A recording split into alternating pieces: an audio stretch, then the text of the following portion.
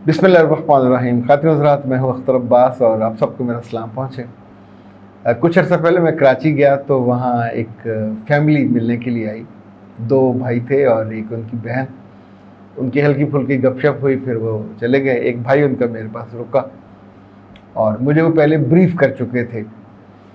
और ये अजीब सा मसला था, यानी इस तरह का मसला मेरी ज़िंदगी में पहले नहीं आया।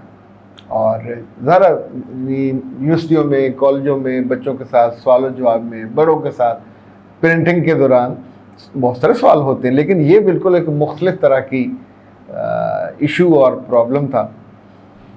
बहन उनकी एक बड़ी सरकारी अफसर, और उन्होंने कहा कि दोनों भाई मिल के कराची की जो थोक मार्केट है वहाँ काम करते हैं।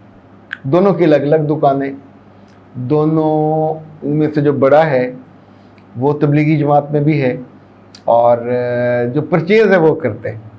तो परचेज़ करके दोनों दुकानों पे, एक पे वो खुद बैठते हैं, उनके साथ 8-10 बच्चे हैं, दूसरी पे दूसरा भाई बैठता है, उसके साथ भी ऐसे ही है। और अच्छा, अब जो इशू था वो ये था, छोटे भाई को इशू नहीं था, बड़े भाई को इशू था। उसने कहा कि जो हमारा वक्त है तयशुदा, मैं भी 3 लाख रुपया ड्रॉ करता हूँ, ये भी 3 लाख रुपया ड्रॉ करता है, लेकिन इसकी दुकान का बिजनेस दिन ब दिन कम हो रहा है। और सॉरी, इसका ये कहना है कि मार्केट के हालात में, जैसे कहते हैं ज़ीरो बम आता है कि ऊपर कभी नीचे, पर इतना भी नहीं। हमारे पास कोई सबूत नहीं है। हमें शक है कि जो काम करने वाला इनका सेकंड इन कमांड है वो दयानतदारी नहीं कर रहा, और वो इसलिए नहीं कर रहा, पीछे वो माल बेच देता है, इसको पता नहीं चलता। माल के इन आउट का कोई कंप्यूटराइज सिस्टम नहीं इसने बनाया हमारे कहने के बावजूद। अच्छा, ये मसला तब पेश आया जब इन्होंने मुसलसल दुकान से गायब रहना शुरू किया। इन सुबह आते हैं कोई 11 बजे और 1:30 बजे वो नमाज ज़ोहर पढ़ने चले जाते हैं। तो नमाज ज़ोहर पढ़ने के बाद वो वहीं बैठे रहते हैं तकरीबन 3 बजे तक, कभी 3, कभी 3:30। वापस आते हैं, तब तक खाना आ चुका होता है, खाना खाते हैं, फिर असर का वक्त हो जाता है, फिर वापस चले जाते हैं। तो फिर मगरिब तक वो वहाँ मस्जिद में बैठते हैं, तिलावत करें, ज़िक्र करें, और वापसी फिर मगरिब पे होती है, तब दुकानें बंद करने का करीब वक्त होता है। तब 1 बजे से जो सफ़र शुरू हुआ, 2, 3, 4, 5, 6, तो 5 घंटे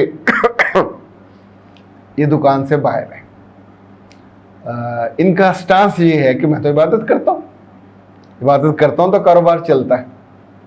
तो हम नहीं समझा पा रहे और हमारे ताल्लुकात ख़राब हो रहे हैं, तो प्लीज़ आप इसको समझाइए। अच्छा, आप सोचिए, मैं तो खुद इबादत के इतनी वकालत करता हूँ, हक़ में हूँ कि ज़िंदगी को खूबसूरती मिलती है तब जब आप अल्लाह से जुड़े हुए होते हैं, लेकिन यहाँ तो इबादत और ज़िक्र कमाई में, बिजनेस की राह में रुकावट बन रहा है। तो अब उनकी मैंने पूरी बात सुनने के बाद उन्हें 2 बातें बताई। यानी जो लड़ना था, समझाना था, वो घर वाले कर चुके थे। मेरे लिए जो समझाने का या प्ले करने का जो जगह थी वो बहुत थोड़ी थी। तो मैंने उससे कहा, मैं आपको 2 बातें बताता हूँ, मुमकिन आपके दिल को लगे। मामला दिल का है, समझ आने का है, उससे आपकी रिलेशनिंग भी ठीक हो जाएगी, आपका बिजनेस भी ठीक हो जाएगा, और अल्लाह से आपके ताल्लुकात में भी ज़रा सा भी कोई रुकावट, कोई जद नहीं पड़ेगी। पहली बात तो असूली तौर पे ये समझ लें कि अल्लाह ने जो नमाज़ें फ़र्ज़ की हैं, अच्छा, जहाँ दिन का पीक है वहाँ 4 फ़र्ज़ हैं ज़ोहर के।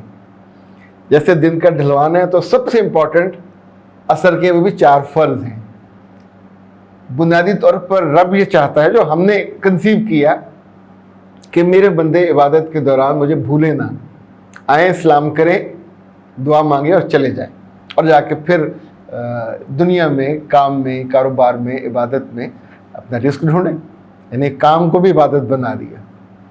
تو میں نے اسے کہا جتنے میرے کلائنٹ یورپ میں، امریکہ میں، آسٹریلیا میں، ایون یو کے میں، اول تو وہ رات کو بات کرتے ہیں، یعنی جب رات کو 10 بجے 11 بجے ہمارے ٹائم کا فرق ہے. دوسرا، اگر کوئی اپنے دن کے اوقات میں سیشن لیتا ہے، ہمارا سیشن 1 گھنٹے کا ہوتا ہے، تو فرض کریں وہاں دن کے 2 بجے ہیں تو 2 سے 3 تک اس نے ٹائم لیا اور اپنی بیوی کے سامنے نہیں بات کرنا چاہ رہا، اپنے آفس میں ہے. تو آج تک پچھلے 12 برسوں میں کوئی ایک کیس ایسا نہیں ہے کہ کسی بندے نے دفتر بیٹھ کے، اپنے سٹور پہ بیٹھ کے، اپنے گیس اسٹیشن پہ بیٹھ کر بات کی ہو. اچھا، انہوں نے میری طرف حیرت سے دیکھا، کیوں وہاں کیوں نہیں کرتے؟ تو میں نے کہا وہ ان کا کام کرنے کا وقت ہے، اس کے ان کو پیسے ملتے ہیں. تو کوئی ادارہ ان کو اخبار پڑھنا، ریلیں دیکھنا، واٹس ایپ چیک کرنا، اس کی اجازت نہیں ہوتی. پرسنل موبائل پہ وہاں الاؤڈ ہی نہیں ہوتا. اگر آپ کو سرکاری کوئی کمیونیکیشن ہوتی ہے تو اس کے لیے انہوں نے الگ سے چیزیں رکھی ہوتی ہیں. وہاں بیٹھ کے ایون اپنے کمپیوٹر پر آپ فلمیں نہیں دیکھ سکتے، ڈرامے نہیں دیکھ سکتے. وہ وقت ہے جو کام کا ہے. انہوں نے حیرت سے کہا واقعی ایسا ہوتا ہے؟ میں نے کہا یہ سارے پاکستانی ہیں، اور چھوٹی عمر کے بھی ہوتے ہیں، بڑی عمر کے. کام کے وقت دنیا ادھر کی ادھر ہو جائے، وہاں ہمارے سرکاری دفتروں میں سارا دن بیٹھ کے اخباریں پڑھتے ہیں، رسالے دیکھیں گے یا بیٹھ کے وہ ریلیں نکال، کام نہیں کرنا ہوتا. تو میں نے پوچھا کہ آپ کی بزنس مارکیٹ میں لوگ سارا دن بیٹھ کے جب گاہک آیا ہوا ہوتا ہے تو اس وقت فلمیں دیکھتے ہیں، گانے سنتے ہیں، یا کہ لیکن نہیں، اس وقت تو ہم اس کو اٹینڈ کرتے ہیں. کیوں؟ دیٹس اے پروفیشنل، کہ جو آپ کا رزق کا وقت ہے وہ رزق کمائیں گے. اب آپ نے عبادت کرنی ہے تو عبادت کے لیے اللہ نے جو نماز بنائی ہے وہ 10 سے 15 منٹ کی ہے. اب آپ نے وہاں سورہ الرحمن پڑھنی ہے، سورہ ملک پڑھنی ہے، سورہ واقعہ پڑھنی ہے، سورہ یاسین پڑھنی ہے، بسم اللہ پڑھیے. تو سارا بوجھ ظہر اور عصر پہ جو آ گیا تو آپ کے 4 سے 5 گھنٹے، کبھی کبھی 6 گھنٹے اب وہاں ہیں. پیچھے آپ نے دروازے کھڑکیاں کھول دیے کہ جو چاہے کرے. تو اس پہ کنسرن تو سب کا ہوگا. تو کیوں نہیں آپ صبح فجر کے بعد، فجر ہوتی ہے 4:30، 5:30، 6:30، 7:30، 3 گھنٹے. تو کہ ناشتہ 8 بجے وہ کرتے ہیں، اور اس کے بعد پھر ان کے پاس بدلنے، تیار ہونے، 11 بجے انہوں نے آفس جانا ہوتا، اپنی دکان پہ جانا ہوتا.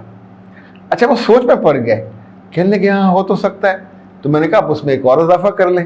عبادت کا آپ کو شوق ہے نا، تو ٹھیک آدھے گھنٹے بعد سورج نکلتا ہے، آپ آرام سے سورہ رحمان پڑھیے، سورہ یاسین پڑھیے، چونکہ احادیث میں ان اوقات میں پڑھنے کا ذکر ہے.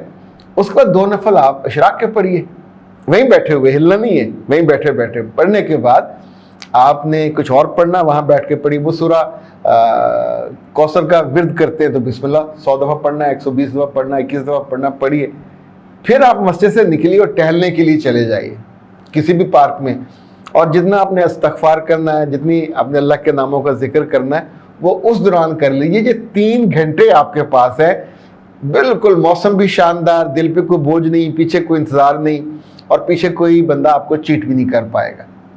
دوسرا، جب آپ فارغ ہو جاتے عشاء پہ تو عشاء کے بعد ساری رات آپ کے پاس ہے. آپ جم جائیں نہ جائیں، لیکن عشاء کے بعد آپ آدھا گھنٹہ جتنا بیٹھنا بیٹھ لیجئے.